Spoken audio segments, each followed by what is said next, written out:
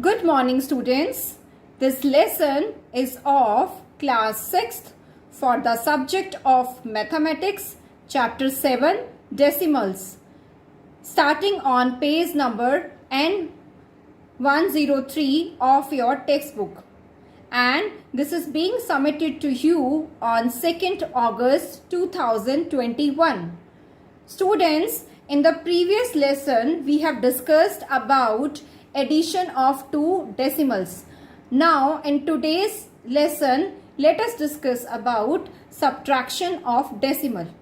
Now, let us try to understand this with the help of an example. Here the example is, find the difference between 218.302 and 34.111. Here 2 is at the 100th place, 1 is at the 10th place, and 8 is at the 1's place, right? And 3 is at 10th place, then 0 is at 100th place, and 2 is at 1000th place. And similarly, we will write 34.111 below this given number. Now children, we have to subtract. 2 minus 1 is 1. Now here it is 0. So we take 1 from here. We borrow 1. So it will become 10. Now 10 minus 1 is 9. Then here 2 is left. So 2 minus 1 is 1. Right? Now decimal. Then 8 minus 4 is 4. Then 1. We borrow 1 from here. That is 10 plus 1, 11. 11 upon 3 is 8, right? And then 1 is left, so 1 minus 1 is 0. So here 1 is left, right? Because here there was nothing, so we take it as 0. So 1 minus 0 is 1 here, right? So therefore 218.302 minus 34.111 is equal to 184.191. Now children, let us discuss about representation of decimals on the number line. We know that fractions can be represented on the number line. Similarly, all decimal numbers also can be represented on the number line. Like for example, what we have these numbers, that is minus 1, 0, 1, 2, 3. Now each area is divided into 10 divisions. So for that we have used 9 lines. See, this is 1, 2, 3, 4, 5, 6, 7, 8, 9. We have divided all into 9 lines. Now children, let us discuss few questions from exercise. Question number 1 is, third part, we have to add now 15.46, 10.543, 125.3. Now in order to add all these numbers, we will write 15.46. I have taken zeros extra, right? We are allowed to take 0 before the whole number, and we are allowed to take 0 after the whole number, after the decimal numbers. We can take as many as zeros here, right? Now, after arranging them in order, it is 0 plus 3 plus 0 is 3. Then 6 plus 4 is 10. And 1 will carry over. So 1 plus 4 plus 5 plus 3 is 13. Now 3 will come here. 1 will go forward. Then this is 1 plus 5 plus 0 plus 5. It is 11. Right? So again, so that after solving this, the answer is 151.303. Clear? So we have added like we add in a normal way. Right? Similarly, see question number 2, third part. We have to subtract a decimal number from a given whole number. Now how to subtract this? I will write this 150 as 150.000. Children, we are allowed to take as many as 0 after decimal, right? So here, now let us subtract. Now it will become, now we have to take the number from here, like 5, it will become 4. Then we borrow one number, it will become 10. 10 will become 9 and so on. So here it is 10. 10 minus 5 is 5. 9 minus 3 is 6. And this is how we subtract. Children, remember the subtraction and addition is in the normal way that we used to do earlier, right? Like we normally add the two numbers, here also we add. But you have to take care of one thing, that is you have to take the decimal below the decimal. That is very important here. Clear? Now see question number 4. A number exceeds 16.27 by 5.723. Find the number. Here the solution is, let the number be x, then x minus 16.27 is equal to 5.723. So x is equal to, now we have to subtract. Here x minus 16 minus 27. Now when you shift 16 minus 16.27 to other side, this minus sign will become plus. So we are going to add these two numbers. So after adding the two numbers, the answer is 11.993. So therefore, this is the required number. Now see question number 5. In question number 5, first part, we have to solve this. Now children, you can see that there are two numbers which are positive and one is negative. So let us add the two positive numbers, that is 2.7 and 5.12. After adding these two numbers, it is 7.82, right? Now let us subtract 3.95 from the sum of given numbers, that is 7.82. So 7.82 minus 3.95. So now after subtracting this, it is 3.87. So this is the answer. Now have a look the next part, that is the sixth part. Children, here we can see that there are 1, 2, 3, 4. 4 terms are there. Now as per the rule, we collect all the negative numbers at one side and positive at one side. Now here 100 is the only positive number. So we keep this aside. Now let us add all the numbers with same sign. That is 3.56, 13.6 and 23.455. So we'll add them together. After adding all these three numbers, the answer is 40.615. So the sum of all these three numbers is to be subtracted from 100. So 100 minus 40.615, that is the final answer is 50.385. I hope you all have understood this. Now question number 6 is on number line, that is represent the following decimals on the number line. First part is 1.5. Now children, we know that 1.5 lies between 1 and 2. So the distance from 1 to 2, we have to divide this into 10 equal parts. That is 9 divisions will make here.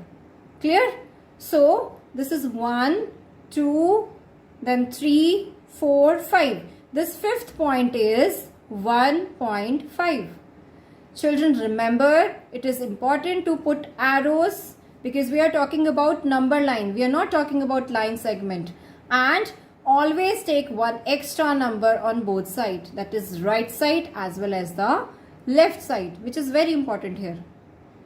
Now have a look, third part.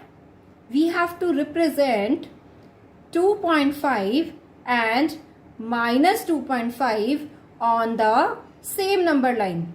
So now 2.5 is lying between 2 and 3, right? So this is 1, 2, 3, 4, 5. The fifth point is 2.5, right? And minus 2.5 is, now children, remember we used to do in the case of fractions also, in negative numbers we go from right to left. So we start counting from minus 2. So here it is 1, 2, 3, 4 and 5. This point is minus 2.5. Children, please do the number lines very carefully. They are very important. I hope you have understood this now. Now our next topic is multiplications of decimals. To multiply the two decimals, take the following steps. Number 1, multiply the numbers taking them to be whole numbers. Step number 2, in the whole number obtained in step 1, counting from the right, place the decimal point after as many digits as the total number of decimal places in the two numbers. And the step number 3 is, if the number of digits in the product is less than the total number of decimal places, add 0 to the left of the product for placing the decimal point. So these are the steps. We'll try to understand this with the help of few examples now. Now children, let us discuss the properties of division. That is, what steps we follow while dividing the two decimal numbers. So step 1 is divide as in the case of natural numbers, right? Like we normally divide when the two natural numbers. Step number 2 is place the decimal point in the quotient when you take the digits from the 10th place. We keep the decimal sign as it is, right? In the process of the division. Step number 3 is, if the division is incomplete when you have taken down all the digits in the dividend, use as many zeros on the right of the dividend as you required to complete the division. I hope it is clear. Now children, there are two cases. Now when you have to divide a decimal by another decimal, then what happens? Step number 1 is make the divisor a natural number by removing the decimal point. Step number 2 is shift the decimal point in the dividend to the right by as many places as the number of decimal places in the divisor. And step number 3 is divide as in the case of a decimal by a natural number. I hope it is clear. Now let us take a few questions from the exercise. Have a look now. Question number 1 from exercise 7C. Find the product of 7.8 into 5.4. So let us multiply the two. We just multiply them normally. That is 78 into 54. Ignoring the decimal signs. So 4. Now we, after multiplication in a normally, that is 4 8s are 32, then 2 and 3 will come here. So the answer is 4212. Now children, in both the numbers, the number of decimal places are 1 in each case. That is, after decimal we have 1 digit in each case, right? So it is 1 plus 1, 2. So in the answer, that is 4212, we count from back, and after 2 digits we use the sign of decimal. So the answer is 42.12. Clear? Now see question number 3, first part. We have to divide these two numbers. Now 32 is a whole number, that is you can say a natural number, and 147.2 is a decimal number here. So what we have to do here is, we will write 32 then 147.2. You can write point here as it is, right? So here 32 we have to divide. Now 32 fours are 128, 19 is the remainder, then we carry 2. So because before 2 we have a decimal sign, so I will use decimal here, right? Then it will go with 6. So the answer is 4.6. I am repeating here, we have used the decimal sign when we have to take the digit after the decimal. As soon as 2 comes down, decimal we will place here in the quotient.